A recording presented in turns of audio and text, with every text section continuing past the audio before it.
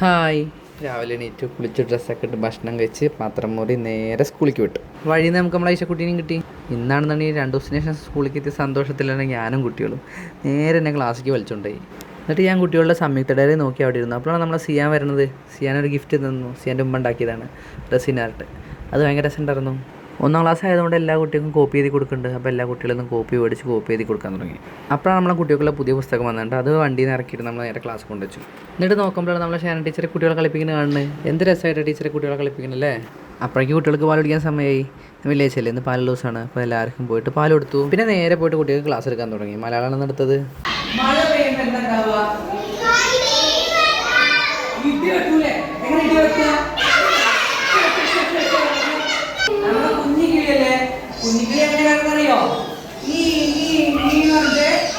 Class എടുത്ത് കഴിഞ്ഞപ്പോഴേക്ക് എനിക്കും കുട്ടികൾക്കും വിശന്നു. അപ്പോൾ പിന്നെ കുട്ടികൾ ആദ്യം ഭക്ഷണം കഴിച്ചു, അതിന് ശേഷം പിന്നെ ഞാനും ഭക്ഷണം കഴിച്ചു. എന്നിട്ട് നേരെ പാത്രം മുറി വെച്ചു. അപ്പോഴേക്ക് 4ാം ക്ലാസ്സിൽ വന്നു. ഒരു ടീം ഇട്ട് കൊടുക്കണം. അപ്പോൾ ഞാൻ ചെന്ന് ടീം ഇട്ട് കൊടുത്ത് ഓരെ കളിപ്പിച്ചു. നമ്മളവിടെ കമൻട്രി പറഞ്ഞ് ഗോളുകൾ ആഘോഷിച്ചാൽ അടിച്ചു പൊളിച്ചു.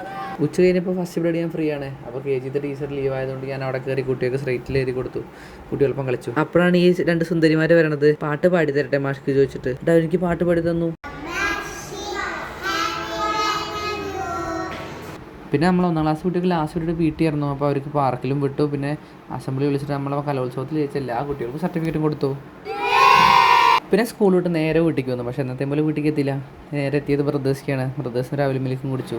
അവിടെ നേരെ നമ്മളെ ഗ്രൗണ്ടിലേക്ക് പോന്നു. ഗ്രൗണ്ടിലേക്ക് വന്നപ്പോൾ ഗ്രൗണ്ട് കണ്ടപ്പോൾ സന്തോഷമാണ് മുഖത്ത് കാണുന്നത്. പിന്നെ അവിടുത്തെ ഡ്രസ്സൊക്കെ മാറ്റി നേരെ കളിക്കാൻ ഇറങ്ങി. കളി കഴിഞ്ഞിട്ട് നേരെ വീട്ടിലേക്ക് വന്നു. പക്ഷേ വീട്ടിലേക്ക് എത്തിയില്ല. അപ്പോഴാണ് നമ്മളെ ടീംസ് ക്യാരംസ് കളിക്കുന്നത്. അപ്പോൾ ഓരോരുത്തരുന്ന് ക്യാരംസ് കളിച്ച് കുറച്ച് എന്നിട്ട് നേരെ വീട്ടിലേക്ക് പോന്നു. അപ്പോൾ ശരി, ബൈ ബൈ.